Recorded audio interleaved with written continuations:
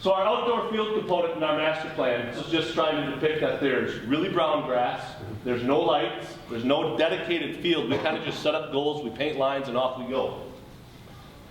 This is the Near East playfield. This is our newest competition playfield right in front of DeJope Residence Hall after a rain. After this particular rainfall, we did not play for 2 days on these fields, and we had sunny and 60 the next 2 days. Telling students that they can't play when it's sunny and 60 on our fields is not a good thing. Outdoor fields by the numbers. What we want to do is we want to add a lighted component out to University Bay. We're already lit at Near West and Near East. We have actually 3 significant synthetic turf components planned at Near East, Near West, and University Bay that could provide up to 13 synthetic turf fields for activity. Instead of 4 flag football fields, for all of you flag football players, we can go to 5 now. 5 soccer fields at Near East, including a championship field, which will show you how we were able to carve that out. 2 softball and a baseball field for our sport clubs and our intramural sports programs. 2 men's and women's lacrosse and rugby fields. 2 men's and women's soccer and ultimate frisbee fields for our sport clubs.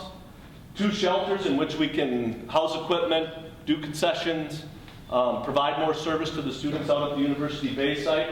And then incorporating a 1.5 mile park horse fitness station that ties into kind of the picnic point University Trail on that lakeshore side of campus is what we've designed into there. So if you don't know where you're at looking at this particular space, this is the idea for Near West. Synthetic turfing this entire site, and instead of going east-west, which is what we normally do, we can fit in 5 fields going north-south now, plus overlaying it could be a soccer field, ultimate frisbee, rugby, whatever we want to do, and do a championship venue at that site. We've already got lighting on the site, so we don't have to do much with the lighting. We just are planning to do synthetic turf on this site. The Near East fields, you can see our architects are doing a good job of starting to fill in the concept of the new NAD into these renderings. That's why we're not 100% done, we're very close. But 4 soccer fields running north-south, again, with that competition or championship field venue, captive audience right in front of DeJope Residence Hall. You could take your lacrosse programs, your rugby programs, ultimate frisbee programs, and have a championship night, or do intramural sports championships out there. That's the concept there. And then the University Bay site, this is north of the hospital. This is the existing athletics practice field. That doesn't change at all, but we've added this kind of pedestrian spine with some additional parking between 2 facilities out here, and we've got this pinwheel shape of softball fields with a baseball field to accommodate both our sport club programs and our baseball club that operates. The pinwheel and all of this is natural grass, because there is a 100-year floodplain that runs through this site. So we were respectful of that floodplain to make sure that we didn't put anything in there with that. Of course, a significant component to this is to add some lighting to it.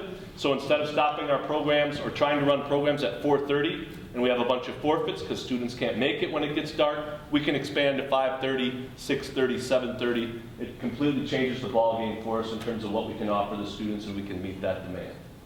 This is Ohio State. Same exact concept. Lit play fields on synthetic turf.